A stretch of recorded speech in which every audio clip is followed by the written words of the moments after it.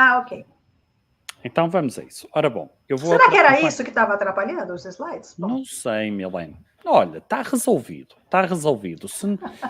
O que interessa é que está resolvido. Vamos então ao nosso trabalho. O que é que eu aqui lhe quero dizer? Milene, eu apresentei a Milene no início e o que é que eu disse da Milene? Disse que a Milene é brasileira, a Milene está em São Paulo, tem 2 filhos, não é? O que é que eu disse também? Disse que a Milene também tinha estudado nos Estados Unidos, não é? Tem de lá uma formação, e disse que tem a experiência profissional em termos de vendas e de marketing, e que é uma especialista em DISC, tal como eu, também é uma especialista de DISC. E também disse, Milene, como é que eu cheguei ao contacto consigo, que esta é a vantagem hoje do mundo online. É?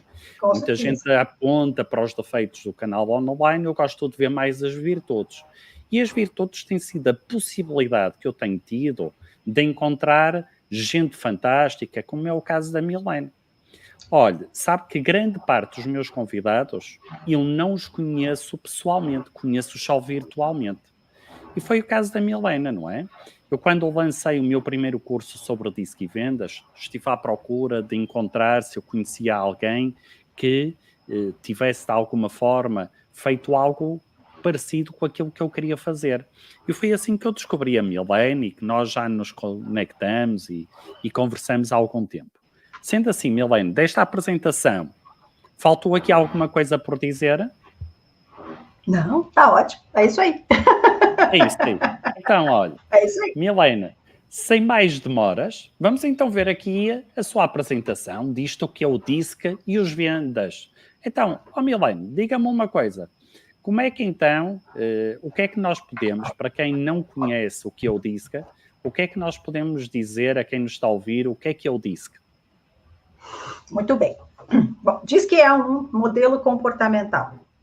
E, como todo modelo comportamental, ele é baseado na observação, né, do comportamento das pessoas, e com base nessa observação e interpretação dessas dicas comportamentais, nós podemos prever, né, como essas pessoas normalmente pensam, como essas pessoas normalmente agem, como elas tomam decisões. Ok. E principalmente em situações de interação, né? Então, o DISC, vamos chamar assim, as técnicas que a gente traz do DISC e aplicadas para melhora da comunicação, melhora dessa interação, né? A gente visa maximizar relacionamentos que a gente considera saudáveis, comunicação sem ruído, né? E, com isso, minimizar conflitos.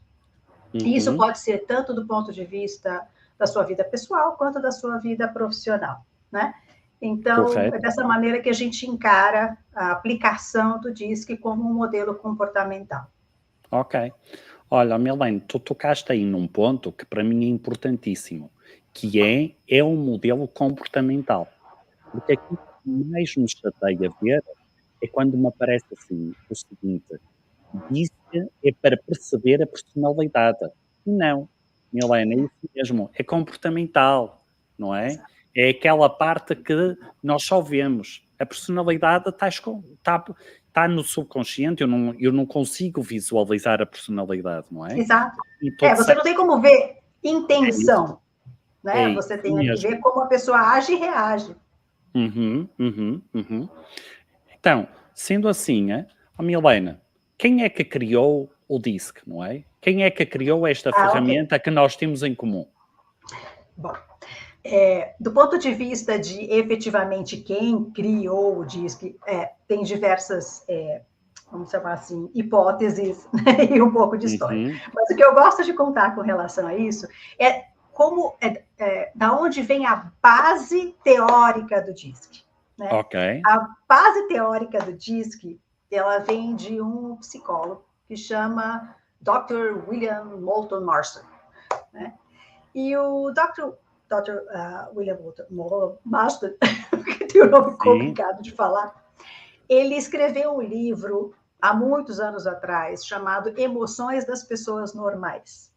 Ok. Ou seja, isso já dá uma dica para a gente que quando a gente fala de modelo comportamental, a gente não está falando de desvios de caráter, desvios de conduta, ninguém está diagnosticando ninguém, né, com relação ao que potencialmente são caracterizadas doenças mentais. Então, assim, não tem nada a ver com isso. Né? Então, sempre que a gente analisar observar comportamento, a gente está dentro do que a gente chama de um ambiente típico, vamos chamar assim. Né? A gente não está falando de nada que é atípico.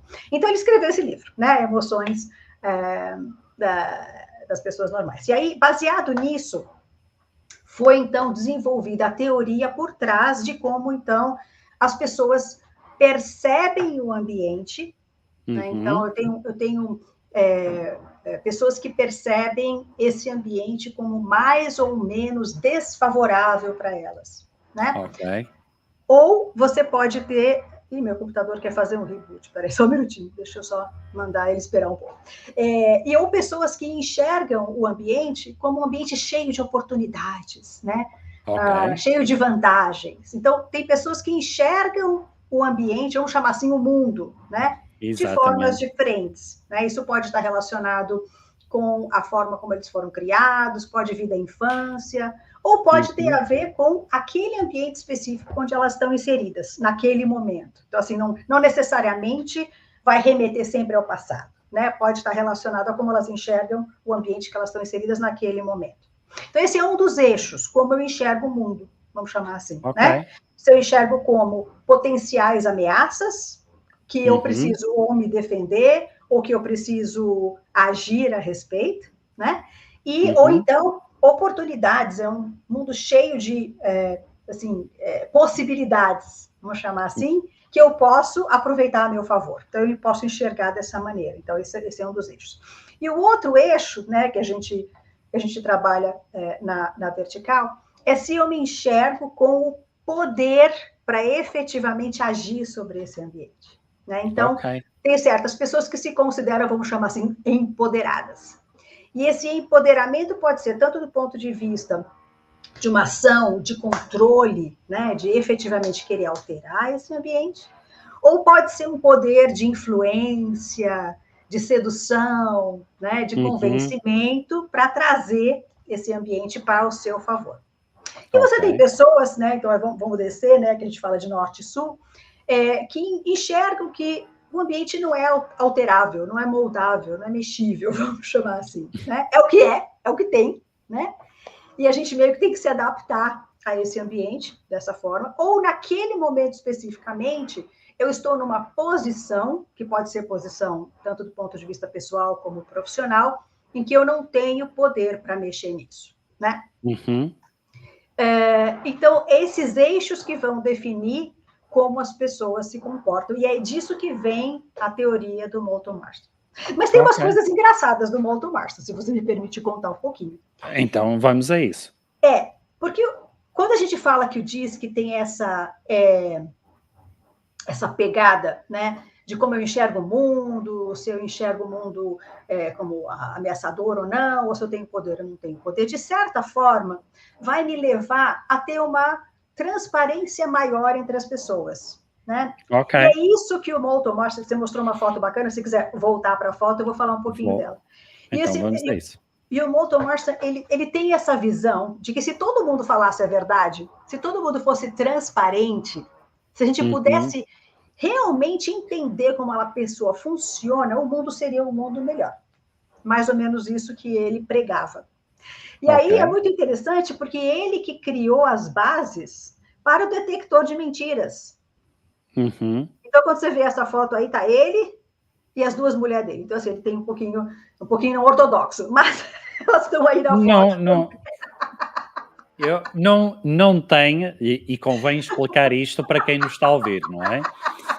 O William Marston, e eu convido toda a gente, eu no Brasil não sei como é que se chama.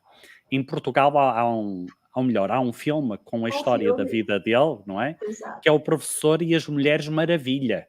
Eu no Brasil não sei se tem esse mesmo nome. Exatamente. E efetivamente o William Marston, eu costumo dizer que ele era um fora de série, não é? Era um fora de série porque efetivamente ele escreveu este livro que permitiu o DISC, criou o detector de mentiras, não é? E criou também, e tu tens e bem um slide com isso, a personagem da banda desenhada, a Mulher Maravilha. A Mulher Maravilha. E o que a Mulher Maravilha tem a ver com o detector de mentiras? Que as duas coisas estão relacionadas. Olha, eu isso não sabia. Então vais-me ensinar essa, Milene. Então, a Mulher Maravilha tem o raio lá do laço da verdade. Ela joga o laço, né, no bandido, e o bandido, começa a falar a verdade. Como se fosse um detector de mentiras. Olha, eu essa não sabia. Então, ele era meio assim... ele tinha essa visão, vamos chamar assim. Né? Ele era um visionário, ele tinha essa visão, né? Que se você conseguisse enxergar a pessoa como ela é, nós teríamos um mundo melhor, as pessoas teriam um relacionamento melhor. Então, isso, para mim, é bacana contar a história por trás do DISC, para as pessoas entenderem como que esse modelo comportamental deveria estar sendo aplicado, né? Para melhorar relacionamentos e a gente efetivamente ter um mundo mais em paz. Eu diria mais um mundo mais em paz e um mundo mais empático. Sim, perfeito. Porque aquilo que muitas vezes acontece, e até dentro daquilo que tu estavas a dizer, Milene, é que nós, e eu gosto muito desta base do DISC, não é? A base do DISC é trata os outros como eles querem ser tratados. Exatamente. E eu costumo dizer, com os vendedores com quem eu trabalho, que nós fomos todos mal educados pelos nossos pais. Porque nós fomos educados com a base que devemos tratar os outros como gostaríamos de ser tratados. Exatamente. E isso é que leva à grande confusão, Milene. E leva à grande confusão porquê? Porque eu, se vejo alguém, por exemplo, olhar para o ambiente de uma forma mais adversa, como tu há um bocado estavas a descrever, eu vou dizer assim, por amor de Deus, rapaz, mexe-te. O mundo é um mundo de oportunidades, mexe-te. E se a pessoa demora mais tempo a tomar uma decisão, eu se calhar vou pensar assim, epá, este indivíduo é muito meticuloso, é muito picuinhas, como se isso fosse um defeito. Exatamente. Eu adorei que você mencionou isso, né? Porque quando a gente aplica o DISC da maneira que o DISC deve ser aplicado, a gente pratica o perdão universal. Ok. Porque as pessoas não necessariamente vieram com defeitos de fabricação. Tá? Voltamos a dizer, estamos falando dentro do universo de comportamentos típicos, não estamos falando do universo de comportamentos atípicos. E que elas têm uma visão de mundo diferente, elas têm uma visão do que elas podem e elas não podem fazer, e isso não necessariamente está dentro da dinâmica de defeitos e qualidades. Exatamente. E aquilo que me permitiu a mim o DISC, antes de irmos para as vendas, Milene, eu vou-te a dizer, foi, de alguma forma, ele não ficar com a percepção que eu tenho das pessoas, mas fazer perguntas que me levem a aprofundar mais o comportamento que estão a ter. Exato. Ou seja, se eu vejo alguém a ser demasiado meticuloso, eu antes pensava assim, chato para burro, não é? Mas hoje penso assim, não, se esta pessoa me está a fazer muitas perguntas, é porque necessita de mais segurança, necessita de mais dados, necessita de mais estabilidade. Então vamos dar isso à pessoa. Exato, okay? Exato. Quando a gente aplica o modelo DISC dentro do contexto do atendimento aos clientes, vem para nós exatamente esse tipo de manual de instruções de como é a melhor forma de eu lidar com aquele cliente especificamente. Então, deixa de ser um foco em mim, vamos chamar assim, que eu seja vendedora, deixa de ser o foco em mim e passa a ser o foco no cliente. Né? Okay. Não é o meu jeito de vender, é o que você falou, é o jeito que o cliente quer que vendam para ele. E dessa maneira, você vai ter então, minimiza conflitos, minimiza ruídos de comunicação. Você livra a comunicação, né, desse tipo de ruído e faz com que você melhor entenda o seu cliente e o seu cliente melhor entenda você. Isso é a base para que você possa, por exemplo, fazer a identificação de necessidades. Então, já entrando na questão de vendas, né? Então, quando a gente faz uma visita de vendas, basicamente são 2 objetivos que a gente tem, né? O primeiro, talvez o mais importante, quando a gente está lidando com um prospect, né? Então, é uma pessoa que, para quem eu ainda não estou vendendo, ou uma pessoa dentro do que a gente chama de círculo da decisão, né?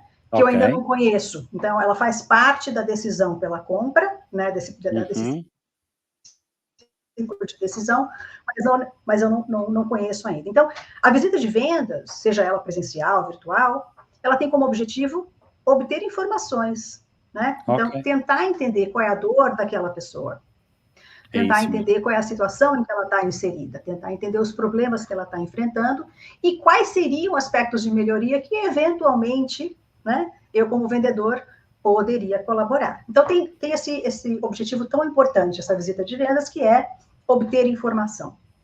E o segundo objetivo de uma visita de vendas, que não necessariamente é tirar pedido para toda e qualquer circunstância, né? Depende, tem vendas de ciclo longo, tem vendas de ciclo mais curto, mas é obter algum tipo de compromisso daquela pessoa que faz parte do círculo de decisão, né? E esse compromisso ao final da visita está diretamente relacionado, né, a essa possibilidade de eu me conectar com ela. Né? Então, se nós vamos, de repente, partir para uma próxima fase, né, no que seria o funil da venda, se essa pessoa vai me apresentar para outra pessoa, se ela me deve algum tipo de informação para que eu possa melhor moldar a solução que eventualmente eu vá oferecer, ou até mesmo tirar um pedido. Então, assim, tem esses 2 objetivos da visita de vendas, e o DISC te ajuda para esses 2 objetivos. Ok. Milene, e para quem nos está a ouvir e pensar assim, DISC, perfis comportamentais, Milene, quais são os perfis comportamentais que nós então temos?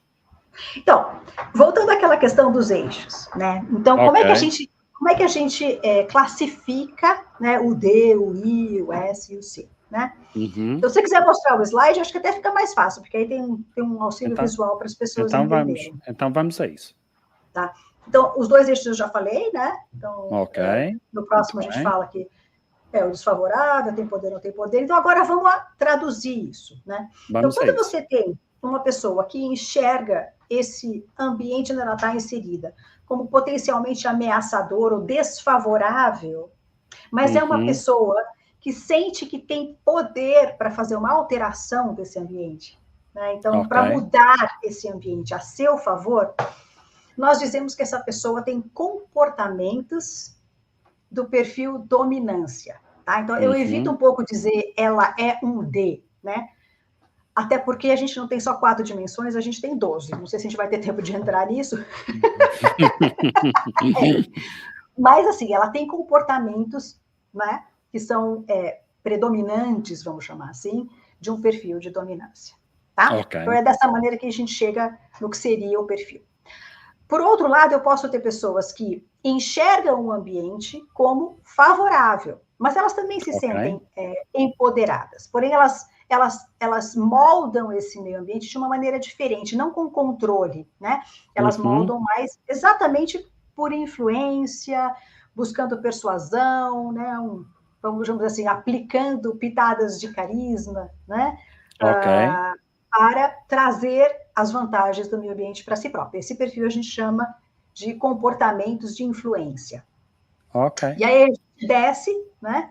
Para quem tem essa percepção favorável, do tipo, não necessariamente é favorável para mim, a meu favor, mas ele é naturalmente bom, vamos chamar assim, né? Se todo mundo fizer a sua parte, o mundo é natural, o ambiente é naturalmente bom, né? Por essa razão não precisa mudar nada, né? O que a gente precisa é trabalhar junto, né? Para que seja bom para todos. Por isso a gente chama de perfil estabilidade.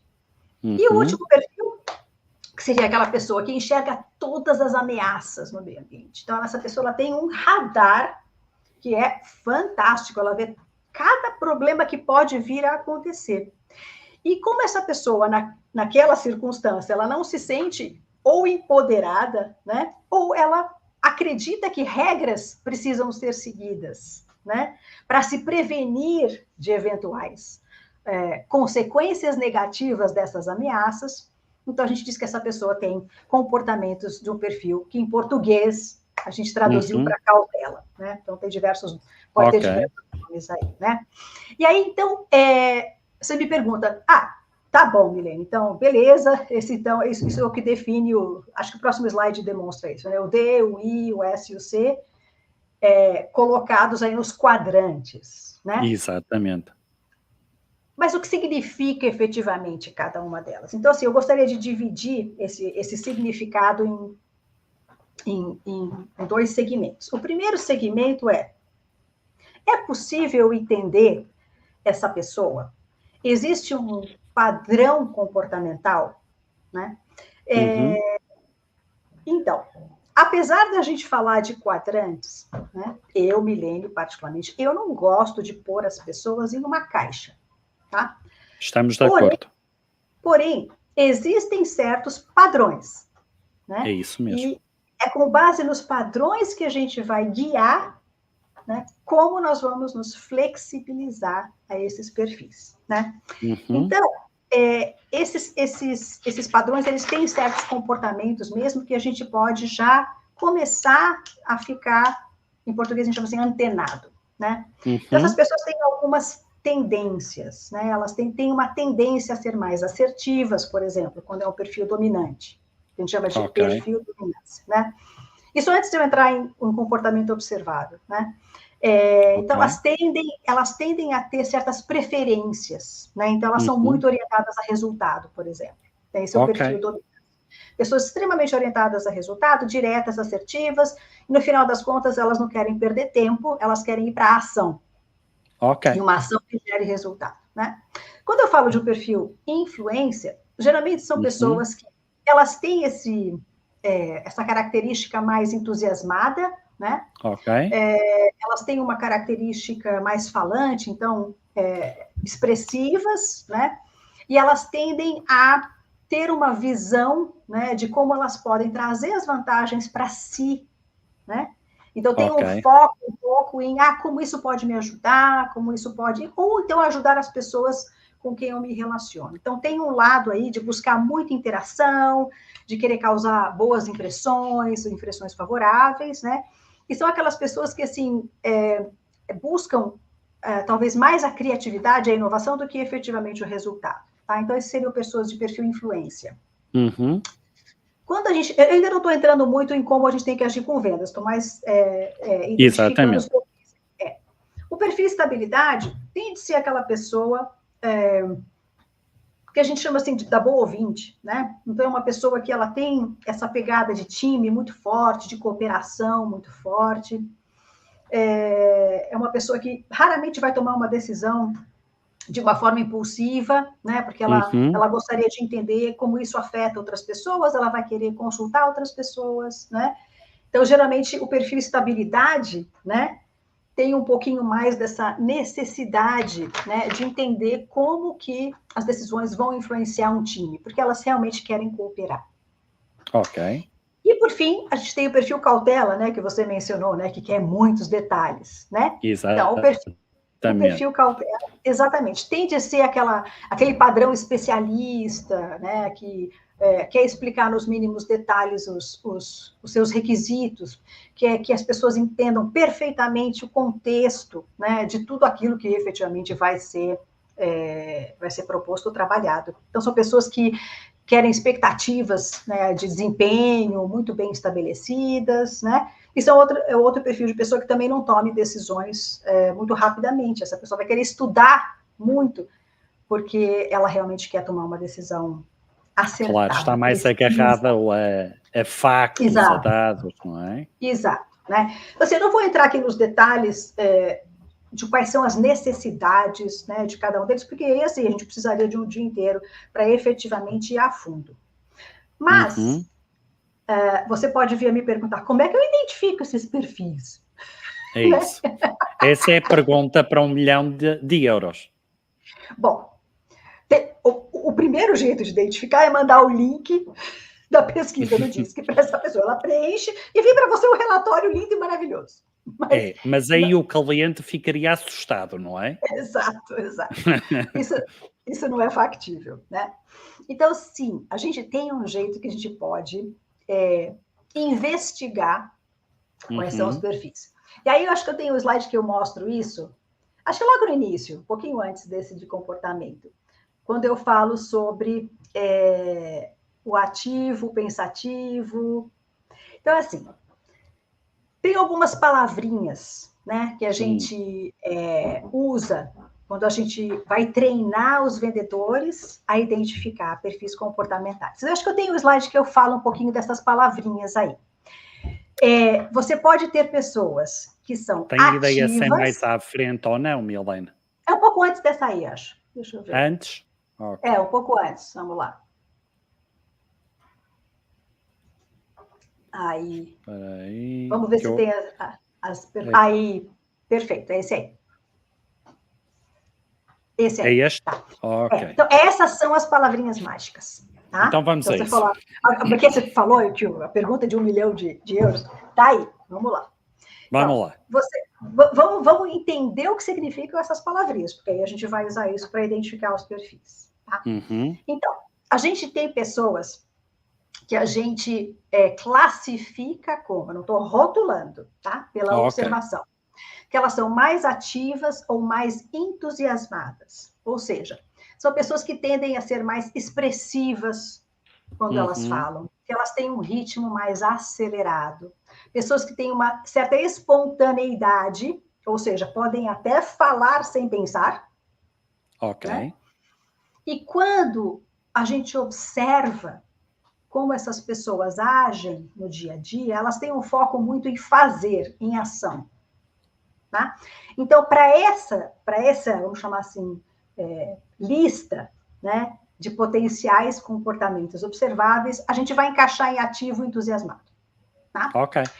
Na contrapartida, tem pessoas que são um pouco mais ponderadas, têm comportamento mais ponderado, têm um ritmo menos acelerado, né? Acabam sendo mais meticulosos, né? Quando elas estão falando ou analisando, né? Exato. E tendem a estar mais orientados para pensar, refletir. Então, antes de falar, elas pensam, porque aquilo que sai da boca tem que estar, de certa forma, preciso para o que ela gostaria de se expressar. Tá? Então, a gente vai ter o ativo, então pensa norte, ativo, sul, pensativo, ok? Ok. Na contrapartida, no outro eixo, vamos chamar assim, né? A gente vai ter certos comportamentos que a gente classifica como analítico, um pouco mais cético, que duvida, né? Eu não vou acreditar em 100% do que você está falando, né? Não porque eu não confio em você, mas que eu quero que você me realmente deixe tranquila que o que você sabe do que você está falando. Então, tem esse lado de desafiar para ter certeza. Não é um desafiar do ponto de vista pessoal, do tipo, eu não gosto de você, logo eu não acredito em nada que você está falando, ou não confio em você, logo eu não acredito em nada. Para você ganhar minha confiança, você precisa me dar mais provas que eu posso confiar em você, tá? Então, por isso que eu desafiar para ter certeza. Isso a gente chama de questionador, não é que faz pergunta demais. Questiona, certo? E tem um lado, assim, meio lógico, né? Precisa o lé com cré na cabeça da pessoa funcionar para que ela realmente confie em você. Então, a gente chama de questionador, tá? Ok. Do outro lado, e aí eu estou falando daquele eixo horizontal, você tem pessoas que são naturalmente mais receptivas, né? Então, assim, eu confio em tudo que você está falando até que você me prove o contrário. Então, o que está vindo de você é aceitável. Tem um lado receptivo. Vem o ambiente de uma forma mais favorável, não é? Como elas enxergam o ambiente de uma forma mais favorável, elas não têm por que desconfiar de você. Exatamente. Isso, né? Então, elas são mais acolhedoras naturalmente, né? Tem esse lado mais sociável, né? E quando elas vão te perguntar alguma coisa, elas evitam o confronto, né? Elas perguntam, talvez porque elas tenham dúvida mesmo, mas elas não estão desafiando, challenging, em inglês o termo até é muito bom. Elas não estão desafiando você, elas estão perguntando porque não sabem. Diferente de um questionador que dá uma desafiada mesmo, tá? Exatamente. E as pessoas que têm essa característica, ou que a gente coloca, né, nessa classificação de receptiva e amigável, elas tendem a se preocupar mais com o que a gente concorda do que o que a gente discorda. Ok? Então, é a interação dessas variáveis que vão te ajudar a entender o perfil da pessoa. Então, o próximo slide, eu acho que coloca isso de uma maneira bacana. Então, a primeira coisa, vamos supor que eu estou atendendo um potencial novo cliente. Então, eu começo a bater um papo com essa pessoa, né? Eu começo alguma interação com essa pessoa para tentar entender se ela é mais ativa ou mais pensativa. Essa é a primeira coisa que eu faço, ok? Esse é o primeiro eixo. Uma vez que eu identifico, essa pessoa é mais ativa, mais entusiasmada, fala mais rápido, e daqui a pouco a gente fala um pouquinho sobre esses comportamentos que são importantes eles anotarem para focar, né? Ou então, se é uma pessoa mais ponderada, mais calma, eventualmente pensa antes de falar, né? Então, eu vou primeiro jogar nesse eixo. Eu guardo a minha escolha, vamos chamar assim. Aí eu vou para a próxima, que é o próximo slide. Essa pessoa, ela tende a ser mais acolhedora, mais sociável, mais receptiva àquilo que eu estou falando. Isso não significa sorriso, hein? Simpático, antipático, não tem nada a ver com isso. É a forma como essa pessoa recebe a informação que você está dando. Exatamente. Né? Se ela tende a ter essa pegada um pouco mais... acho que eu tenho uma receptiva mesmo, né? Pode ser caloroso, mas o caloroso não necessariamente é o que melhor define isso. Ou se essa pessoa te desafia mais, aparenta ser mais cética, né? Faz muitas perguntas sobre coisas que eventualmente podem dar errado, por exemplo. Né? Então, tem o lado mais cético. Então, aí você vai jogar entre questionador e receptivo e pronto. Você já identificou os 4 perfis, que é o próximo slide. Exatamente. Muito bem. Então, for ativo e receptivo, influência. Se você for receptivo e pensativo, estabilidade. Se for questionador e pensativo, cautela. Ativo e questionador está dentro de comportamentos de dominância. Agora, há aqui um ponto que, Milena, se tu me autorizares, eu gostaria de chamar aqui a atenção, que é o quê? O facto de eu ser, por exemplo, eu sou naturalmente ativo e receptivo. Okay. Pode haver um ambiente em que eu, de repente, passe a ser questionador e pensativo. Então, e aí que vem as perguntas, né, que quando a gente dá o workshop, né? Mas as pessoas mudam. É bem interessante isso. Então, assim, nós temos uma tendência natural, né? Claro. Que é onde está a nossa zona de conforto. Então, sempre vai predominar, né? esses comportamentos que são as nossas zonas, que estão dentro da nossa zona de conforto, ok? Agora, pode ser que eventualmente haja mudanças radicais nas circunstâncias onde você está, que eventualmente, né, possam despertar ou engatilhar certos comportamentos que antes você não tinha. Claro. Mas que não necessariamente você não era capaz de tê-los.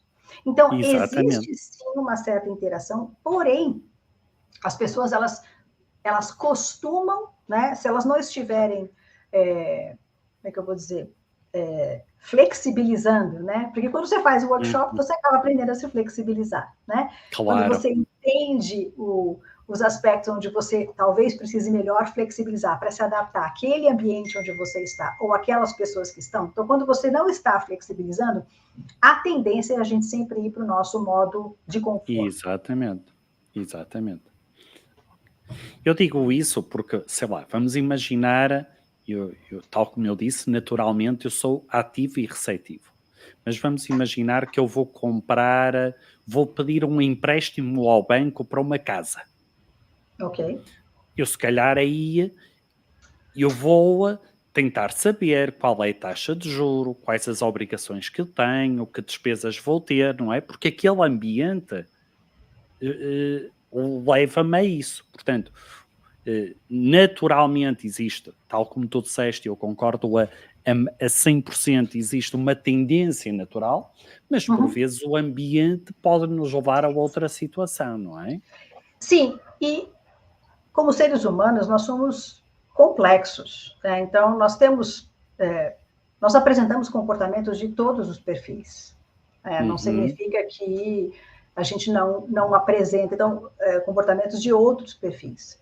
E você, claro, inclusive, não está preso às necessidades e prioridades de um único perfil comportamental. Então, você pode ter um perfil natural de influência, porém você pode ter algumas prioridades que buscam precisão. Ok. Mas é o que você falou. Depende da circunstância, porque naturalmente eu imagino que, por mais que essa pessoa te der informação, mas se você não sentir conexão pessoal com essa pessoa, você não vai fechar negócio com ele. Olha, você não vai deixar o seu dinheiro na mão dele. É verdade. Porque você precisa de uma conexão pessoal para tomar a decisão. É verdade. Olha, temos aqui uma pergunta. Isto nem sempre caem aqui os comentários, mas temos aqui uma pergunta no LinkedIn do Tiago Gomes Santos. E o Tiago diz assim: um vendedor, no momento da interação com o cliente e na tentativa de identificar o perfil comportamental do mesmo, não corre o risco de perder o fio à meada? E o outro lado sentir que estávamos desfocados no que ele estava a dizer? Fazer esta análise em tempo real para quem tem pouca experiência DISC não pode ser mais prejudicial do que benéfico? Pergunta, então, o Tiago Gomes Santos. Tiago, é uma excelente pergunta. E a gente ouve essa questão naturalmente nos workshops que a gente costuma dar. Por isso que é importante você fazer um workshop completo do DISC, porque o objetivo do workshop é exatamente você praticar isso, né, em um ambiente seguro. Né? Claro. Para que você possa pôr, de novo, né, praticar e pôr em prática, é redundante, mas pôr em prática, né, não só essa identificação, né, observação de dicas comportamentais, interpretação das dicas comportamentais, como também de como encaixar isso numa interação de vendas, né? Exatamente. Se você já visita esse cliente há um certo tempo, então vamos supor que é um cliente que já está na sua carteira, né? Você tem condições agora de trazer isso, né, para uma análise. Essa pessoa ela tem um perfil mais ativo, mais reflexivo, uma pessoa mais cética, questionadora, uma pessoa mais acolhedora, para que você possa entender se eventualmente é um cliente com quem você já teve algum tipo ou de conflito ou de problemas de relacionamento. Né? Então, pode ser que determinadas oportunidades de venda não tenham avançado. Então, você pode aplicar o DISC para tentar investigar o que foi que aconteceu. Se na eventualidade vocês têm perfis comportamentais muito distintos, você foi fiel ao seu perfil, vendendo para essa pessoa do jeito que gostariam que vendesse para você, né? E não flexibilizou o perfil dessa pessoa, pode estar aí uma das razões pelas quais o relacionamento não progrediu e aquela oportunidade de vendas não progrediu. Então, essa seria a primeira aplicação dos conhecimentos. A segunda aplicação é para um prospect mesmo. Então, se eu estou conhecendo essa pessoa agora, né? E um vendedor habilidoso, né? Quando está nessa fase de prospecção, né? Ele não sai apresentando solução. Né? Ele não sai vendendo produto para aquela pessoa logo que ele entra, né, numa primeira interação. Então, existe um certo, vamos chamar assim, ritual de conhecimento de ambas as partes. E essa é a sua oportunidade de buscar essas dicas comportamentais. Elas podem começar no primeiro contato telefônico. Elas podem começar até numa análise de uma troca de mensagens, né? Porém, ela precisa ser confirmada em algo, seja presencial ou pelo menos virtual, onde você consiga observar certos comportamentos. Então, não é uma questão de perder o fio da meada de discurso de vendas. Exatamente. Se você está conhecendo aquela pessoa agora, você não deveria estar apresentando produto ainda. Há aqui um ponto, Milena, que eu gostaria, se tu me permitisses, de acrescentar a essa resposta que tu deste, e eu concordo com o que tu disseste, mas que eu acho que é importante também transmitir isto ao Tiago, que é o seguinte: muita desta questão de nós analisarmos se é ativo, pensativo, questionador ou receptivo, vem de uma competência que os vendedores devem trabalhar, que é a escuta ativa. A escuta ativa permite-me a mim eu estar atento às palavras, mas permite-me estar àquilo que é mais importante na comunicação, que é aquilo que não é dito, que é o tom de voz, que é a linguagem corporal. Portanto, Tiago, aquilo que a mim me permite é, no fundo, eu ao fazer isto, direcionar a minha escuta ativa. É o escutar sem a intenção de responder, né? É escutar para absorver. Então, eu vejo, eu escuto, eu quero absorver o que aquela pessoa está me dizendo. Ok. Milena, desculpa ter interferido, mas achei que seria importante. Foi ótimo. Ok. Perfeito. Muito obrigado. Nós somos muito time aqui. Ok. Mas a Milena é capitã. A Milena é Milena. Então, e aí a gente evolui, né? Que você tinha pedido para a gente abordar isso hoje, né? A gente tem alguns minutinhos ainda. Então, e como que eu vendo então para cada perfil, certo? Então, no momento em que eu já trabalhei essa escuta ativa, já entendi como eu acredito que essa pessoa pense e haja, né? Então eu já meio que entendi quais são as preferências dessa pessoa, as prioridades dessa pessoa. Existe, então... sim, vamos falar em comportamento antes, beleza. Existe, então, um jeito de entender como eu vendo para ela, mas vamos falar um pouquinho sobre como identificar o ativo pensativo, o questionador e receptivo, né? Então... Olha, Milena, só antes de entrares aqui, só uma coisinha muito rápida. Como é que tu estás em termos de tempo? Eu posso ficar um pouquinho mais aqui, que eu estou olhando aqui Então eu vou dizer porquê. Como no início, nós em vez de falarmos de disco e vendas, estivemos aqui a encher chouriço, não é? Eu acho que agora podemos compensar as pessoas complementando aquilo que o tempo não iria deixar. Pode ser, Milena? Vamos até o fim, então. Então vamos lá. Então, falando de comportamento observável, né, que é o que vai definir como você vai colocar no norte, sul, leste e oeste. A gente vai entrar, então, nesse momento da escuta ativa, né, que Eduardo também nos lembrou, a gente vai prestar atenção no comportamento, que a gente chama de dicas comportamentais. Vamos prestar atenção naquilo que é comunicação não verbal e comunicação verbal.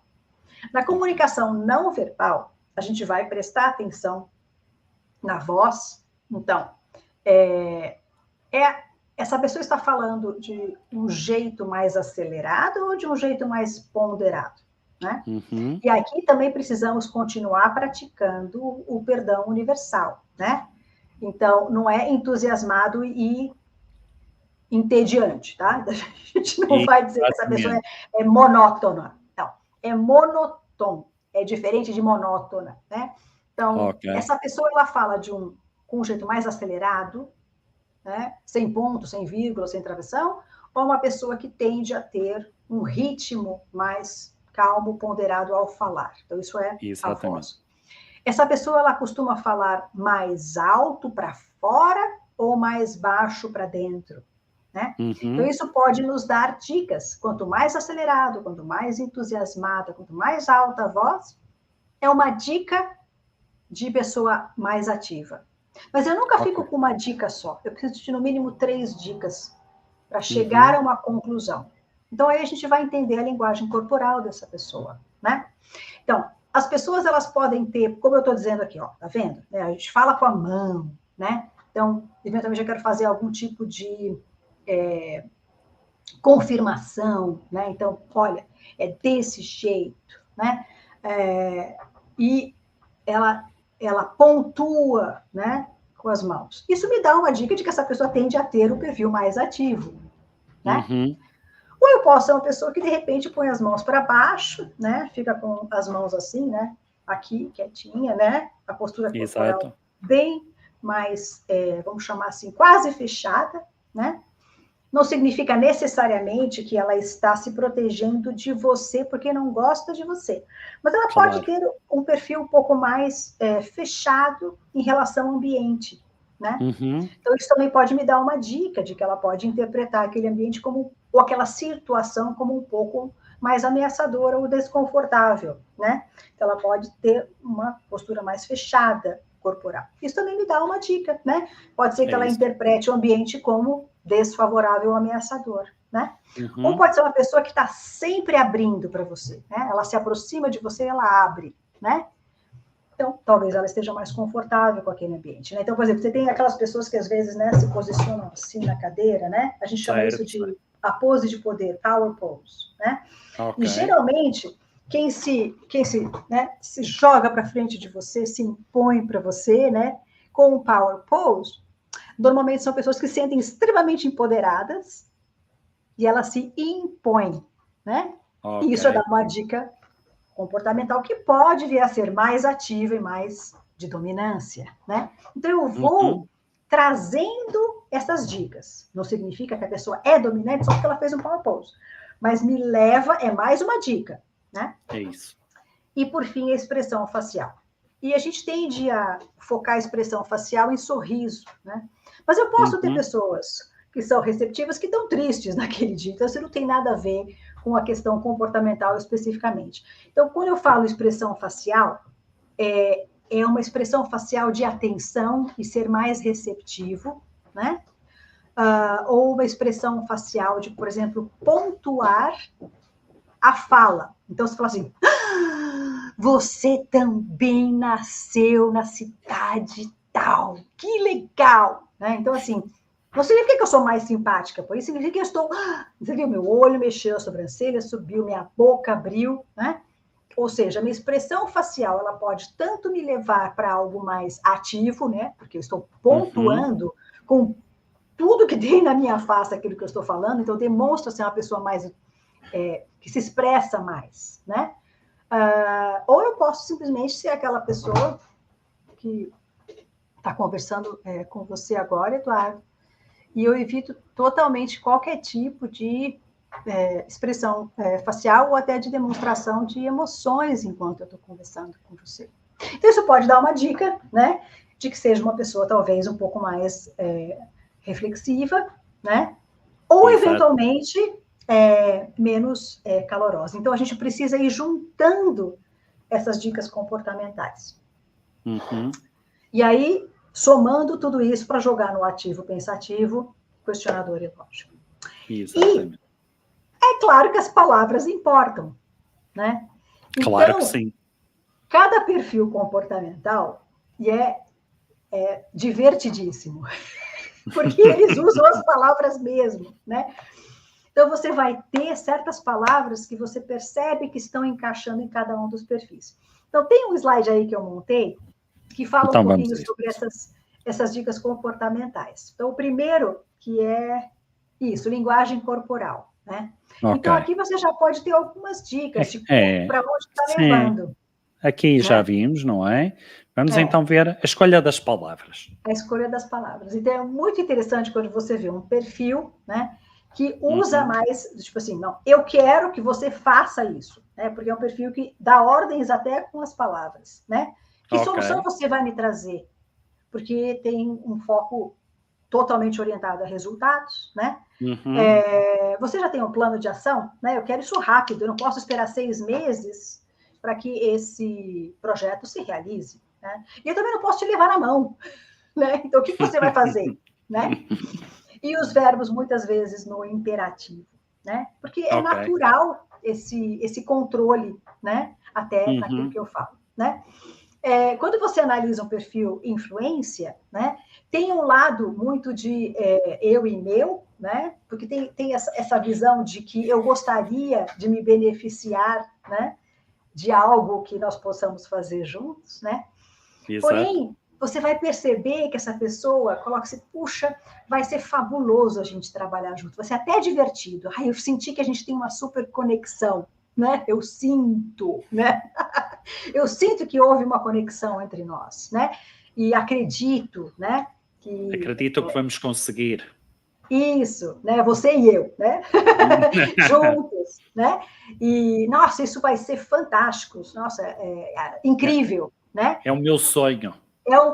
Puxa, é o meu sonho se realizar. Então, você percebe que essas palavras vão estar muito mais no discurso de uma pessoa com perfil influência. Agora, quando a gente trabalha um perfil estabilidade, que também tem essa pegada de colaboração, vai ser nós, né? Não é você e eu, não é para mim, né? É o time se beneficiando, mais pessoas envolvidas na tomada de decisão.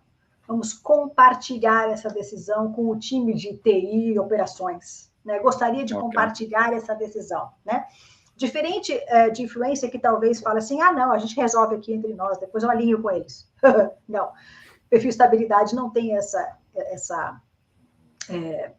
esse foco. Então, por isso que o termo compartilhar, cooperar, sempre vai vir nas palavras do perfil estabilidade, né? E quando você analisa um perfil cautela, as palavras que vêm mas isso está certo? Você tem certeza? Porque eu queria isso preciso, né? Você analisou isso, né? Então, assim, aquele gráfico da página tal, né, não está batendo no que você acabou de me dizer. Então, eu penso que pode haver um erro aqui. Vamos ser pragmático? Né? Sejamos pragmáticos. É bem uma palavra de cautela. Né? Então, aí você pode também, pelas palavras, captar um pouquinho da dica comportamental para que perfil que vai rolar. Olha, perfeito. Muito bem. Gostei. Né? Neste bocadinho, conseguimos ver aqui ainda algumas características de cada perfil, Milena. Então, aí você me pergunta, né? Tá bom, vamos supor que então eu identifiquei o perfil comportamental, né? Essa questão aí das dicas está muito claro para mim, eu já consegui colocar o meu cliente mais ou menos dentro dos quadrantes, e aí, o que eu faço daqui para frente? Né? Então, do ponto de vista de um cliente que você identificou com perfil dominância, e aí, de novo, a gente não tem tempo para trabalhar nos 12 perfis, né? Então, ele pode ser líder puro, pode ter uma tendência de DI, pode ter uma tendência de DC, mas, de maneira geral, se você identificou como mais comportamentos dentro do quadrante de dominância, né? Você que vai se flexibilizar, não importa o seu perfil comportamental, você vai buscar dar para ele o que ele quer, né? Então, ele não pode se sentir que está perdendo o controle, né?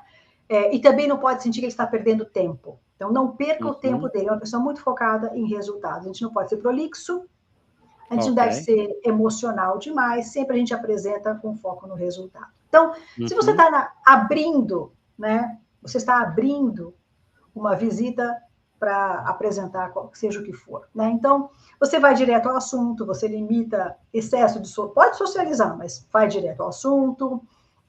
Já começa com os resultados. Se não for resultado de produto, pode ser o resultado daquela reunião. Então, olha, ao final dessa reunião, a gente poderia ter chegado a esse tipo de conclusão ou de decisão. Né? Se você está numa fase de ou diagnóstico de problema ou de apresentação de solução, de novo, foco sempre em resultados a serem entregues, tá? E você vai sempre ter foco em eficiência daquilo que você está oferecendo. Ok. Como aquilo foco no funciona. resultado, não é? Exato. Não, e assim, é o resultado que traz, não é o como necessariamente. Exatamente. Tá? Sim, bom, dominância pensa em lucro. Então, como reduz custo, como aumenta o faturamento dele, né?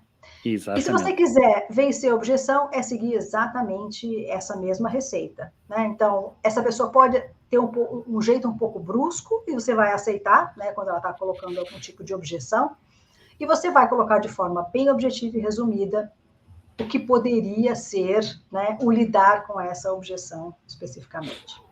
Ok. Muito Para o bem. perfil influência.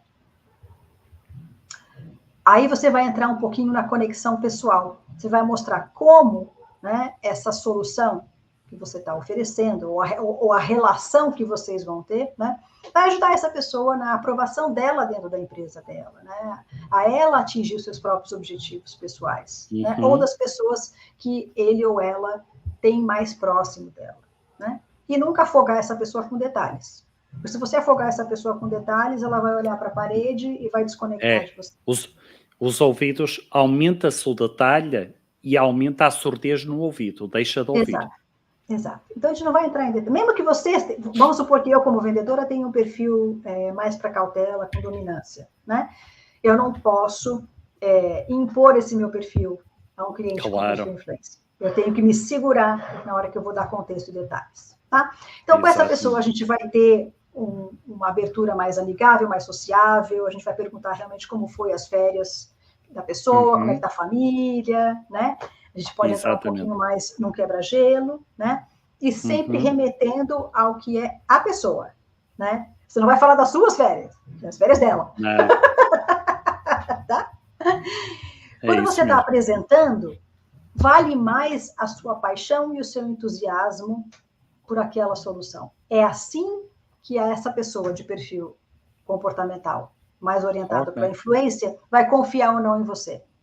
O quanto você está entusiasmado com aquela solução. Tá? Ou o quanto essa solução é única e exclusiva dessa pessoa. Isso ajuda também, né? Você é o primeiro para quem a gente está apresentando essa inovação. Puxa, você é a primeira pessoa, né? E ela vai usar isso no discurso dela para vender o peixe dentro da empresa ou para tomar a decisão dela, né? Sempre que a gente for lidar com alguma objeção, empatia é sempre os sapatos daquela pessoa. Então, qualquer objeção, você não vai lidar com ela falando sobre a sua empresa, falando sobre o seu produto, né? Falando sobre você mesmo. Você vai lidar com uma objeção sempre do ponto de vista de em que aspectos você vai favorecer essa pessoa para lidar com aquela objeção. Muito bem. E não afogar a pessoa em detalhes. O próximo perfil é o estabilidade, né? Em estabilidade, essas pessoas elas querem que você esteja junto delas em cada etapa do processo de tomada de decisão. Então, é sempre uma abordagem metódica de passo a passo. Ela tem um lado racional, mas ela tem um lado também do tipo, eu estou aqui com você, você pode contar comigo, né? Eu não vou te abandonar no processo de decisão.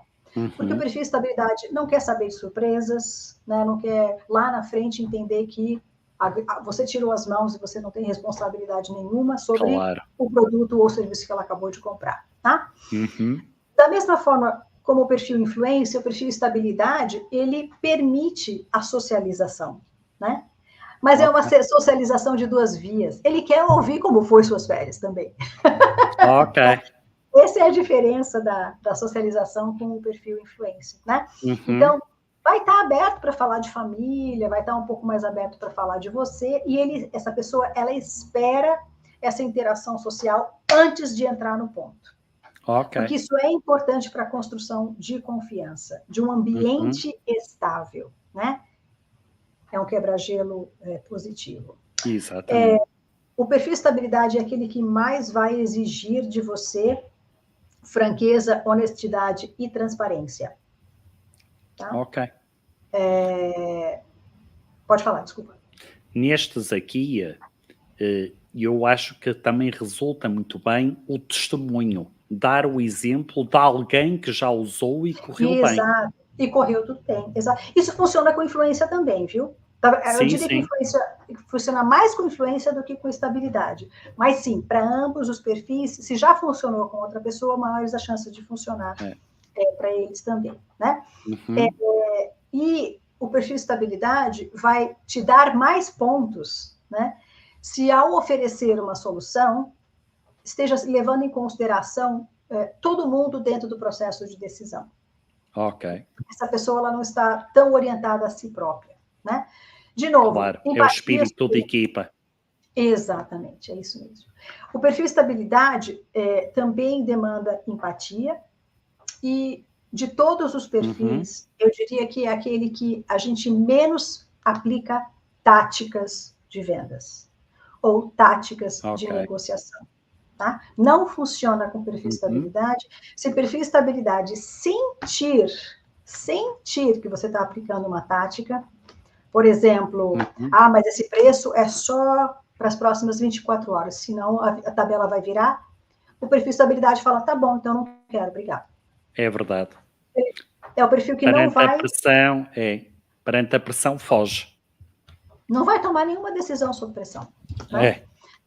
O perfil cautela também não, mas se o perfil cautela acreditar que a tabela vai virar, talvez ele tome uma decisão. Estabilidade não vai tomar decisão. Não pressione, nunca use táticas de pressão com o perfil estabilidade. Esse é o mais importante de tudo. E que você vai estar junto, principalmente no pós-venda. Acho que é o perfil que mais quer você presente no pós-venda, é a estabilidade. E, por fim, temos cautela, comportamentos de cautela, e toma decisões com base em fatos e informação confiável, específica, detalhada e precisa. Então, la garantia soy yo não funciona com cautela nunca. Soy yo, entonces no lo quero. A abertura, né? Essa não fala de família, não fala de nada pessoal, não comenta sobre a fotografia, se é que tem alguma fotografia em cima da mesa, impessoal, educada, polida, direto ao assunto, sem enrolação, como é com dominância, mas aqui evitando ao máximo invadir o espaço pessoal desse comprador, tá? Seja bastante preciso em tudo aquilo que você não acha nada. Né? Você nunca acha, você tem certeza. Se você falar acha, ele vai falar, tá bom, agora vai lá, pega a informação e volta amanhã. Aí você perdeu a oportunidade daquela visita. Claro. Nenhuma decisão vai ser tomada, nenhum compromisso vai ser feito. E há aqui, com estes, um pormenor que é importantíssimo as pessoas terem em consideração.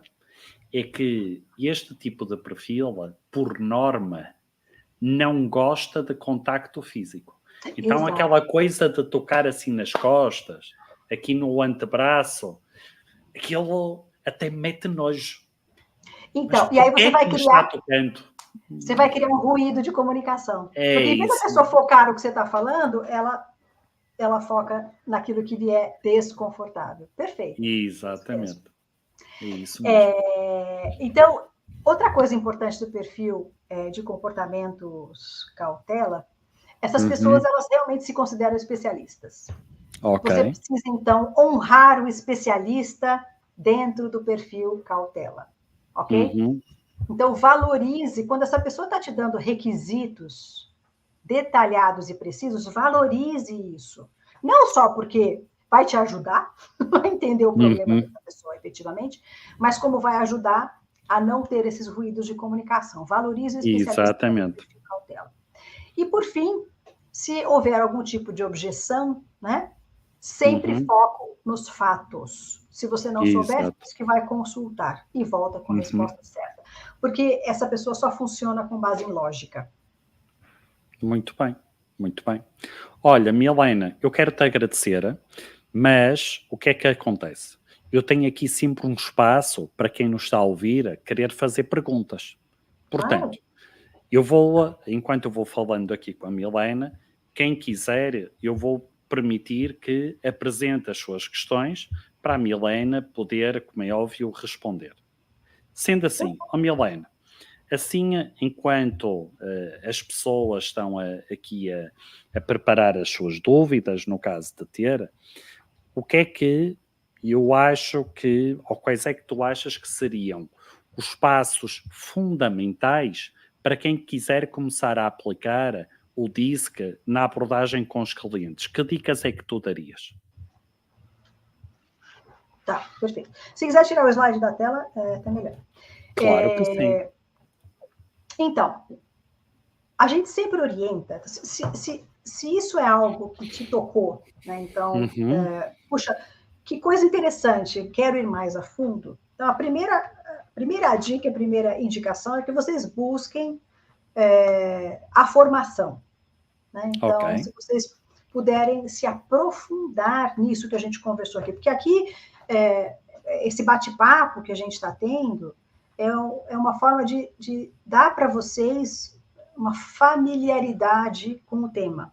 Então, ninguém sai de um bate-papo de podcast sendo um expert em aplicação de técnicas de flexibilização baseadas no modelo comportamental disso. Então, se você ficou curioso ou curiosa com isso, vá mais a fundo, busque mais informação e, se possível, um workshop onde você possa colocar isso em prática, né?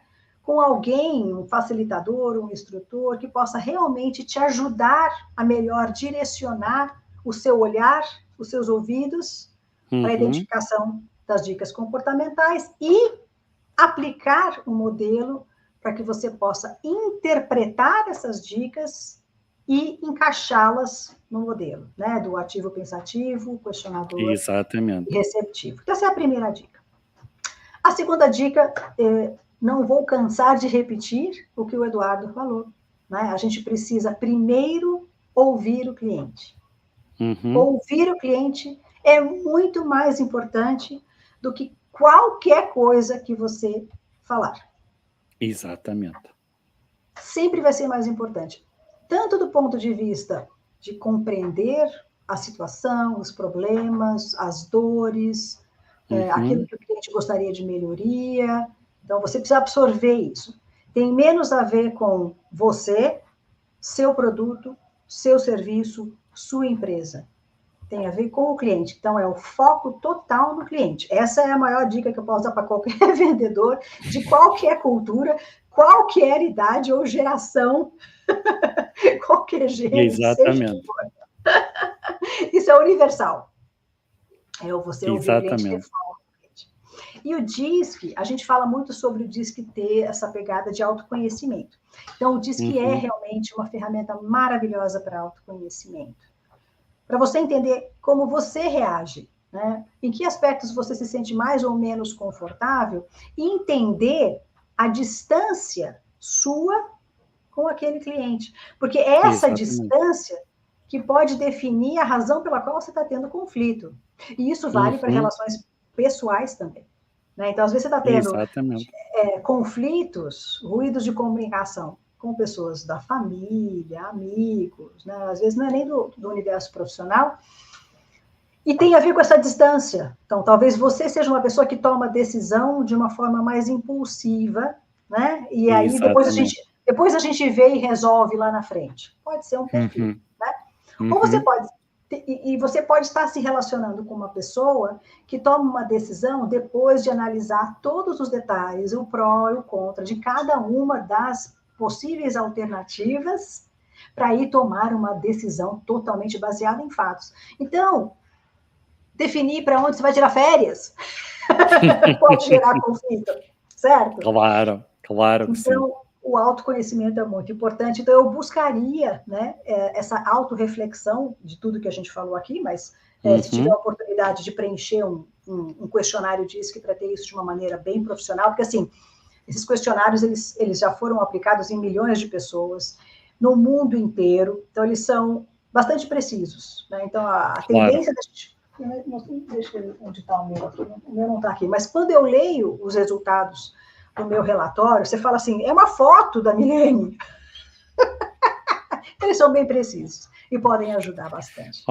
Milena, às vezes, sabes que, pronto, tal como partilhamos, eu, pronto, também tenho a certificação da DISC E eu costumo dizer sempre, quando estou a apresentar aos vendedores o relatório da DISC, que é o seguinte: olha, o preço que nós combinamos está definido, mas se me chamar de bruxo, duplica o valor.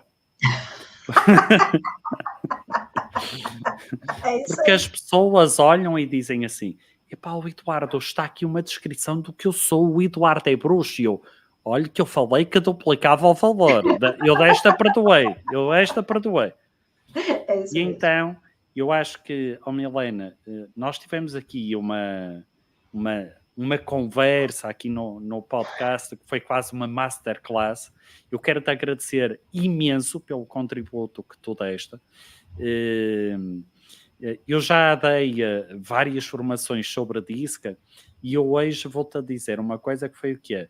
Para mim foi muito gratificante estar a ouvir alguém com tanto ou mais conhecimento do que eu sobre a matéria, porque me permitiu ver determinados pormenores sobre outra perspectiva, sobre outro ponto de vista.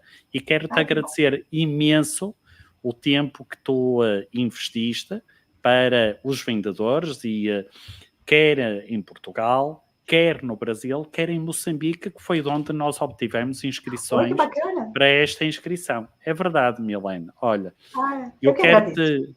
Nada, eu quero-te agradecer... Essa oportunidade. Nada disso. Quero agradecer imenso. Eu no passado, e como tu já sabes, eu tive um programa que eu chamo de Programa de Impulsionar de Vendas, onde eu falo também sobre DISC, sobre um workshop em DISC, e brevemente, cerca dentro de um mês, eu terei aqui novidades. Portanto, para quem ficou aqui com este bichinho, não é? Fica aqui a dica.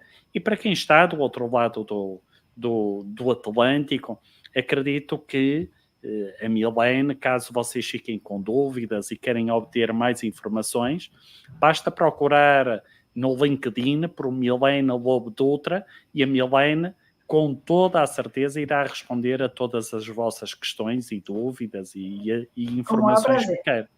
Claro que sim. Olha, Milena, não se vai já embora, fiquei atrás da cortina que eu só me vou despedir aqui do pessoal, tá bom? Então vá, Milena, muito obrigado e até já. Então, meus caros, eu quero vos agradecer por mais um episódio. Hoje isto não correu tão bem no início, mas o que é importante é que fica aqui o valor, o conteúdo que a nossa excelente convidada nos trouxe. E o que é que eu vos posso dizer? Eu posso vos dizer que nós em setembro vamos ter 2 convidados internacionais, conteúdos muito valiosos, que eu tenho a certeza que vos vão ajudar ainda a alavancar mais os vossos resultados para a reta final do ano. Portanto, ouçam, como dica final, estejam atentos aos vossos clientes, apliquem a escuta ativa, apresentem os benefícios, porque só dessa forma é que vocês vão conseguir alavancar ainda mais os vossos resultados. Portanto, muito e muito obrigado.